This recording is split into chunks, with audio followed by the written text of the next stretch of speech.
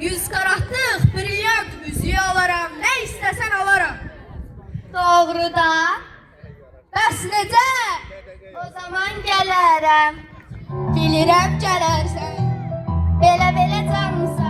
Ah, belə ceyranımsa.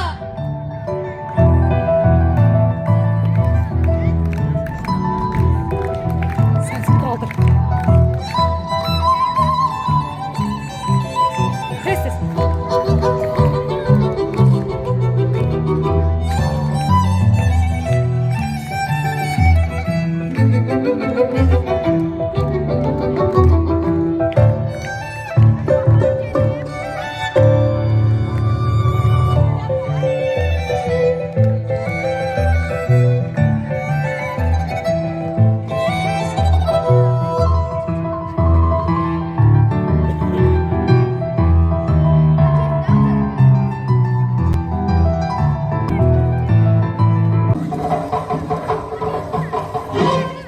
Mən nə qədər qoca olsam da deyərəm. Nə qədər qoca olsam da deyərəm. Min cavandır, çörəyi yemərəm mən yamandır. Yaxşı demərəm mən yaman. Qurban edərəm mən canana. Malımı pulumu canımı mən. Gel Hanımı gəl yanıma gəl. Gəl yanıma gəl. Canım gəl yanıma gəl. Mən ölüm gəl. Mən ölüm gəl. Ağuzumu gəl yanıma. Qurban edərəm mən yanıma. Qurban edərəm mən canana. Malımı, pulumu, canımı mən.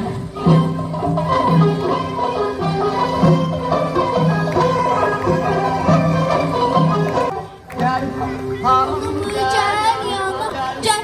Hanım gəl yanıma gəl. Yanım gəl yanıma gəl. Mən ölüm gəl.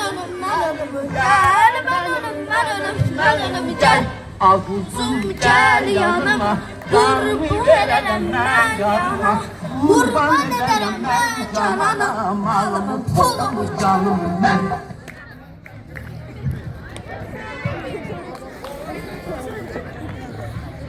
Sana belə üçün kim lazımdır?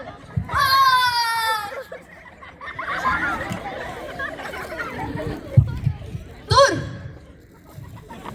Otur, yerdə otur, yerdə. Yaz, mən Səfi oğlu.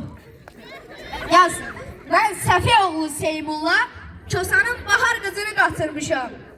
Sən mənim soyadım hardan bilirsən?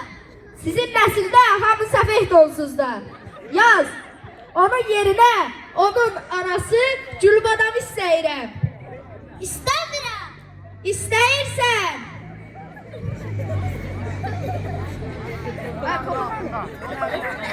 Kızım. Hayat. Gör nə qədər səfehsən ki, papaq başından düşür. Bəs mənim pullarım? Sən o vaxtı qızın atasına pulu manatla vermişdin. İndi dollar qalxıb, manat ölüb. Sənin də pulların ölüb. Allah rəhmət eləsin. Sağ ol, gedib Gülbadamı gətirib.